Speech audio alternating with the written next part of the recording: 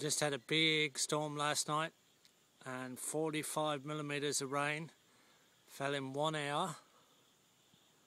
Our swell's right up on the spillway. Had a very small discharge. Not a lot of problems at all on the spillway. Water's behaved perfectly. Our swell is full. We've got no erosion at all. Our dam's full to the brim. Cover crops starting to emerge everywhere we look.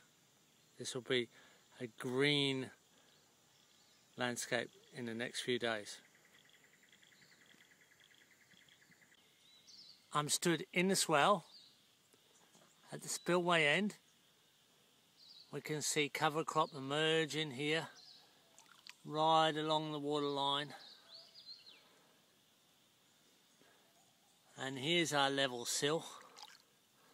And we're sitting right on the level sill point. Water has just trickled down the back of the spill point, and then if we have a look at the water patterning, you can see how we tilted the level sill backwards a little bit into the hill, and then it slowly overflowed gently over this long level edge into this forested gully, and there's no erosion at all. That's with 45 millimeters of rain falling in 1 hour, causing no erosion.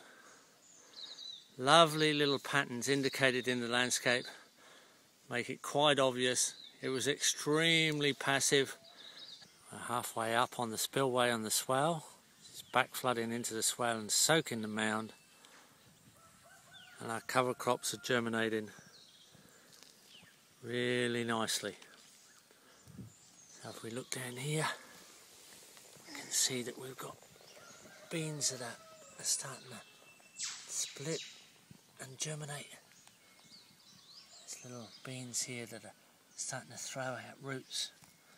And very soon this will be all covered in a green security layer of nitrogen fixing cover crop and millet that'll hold the soil together.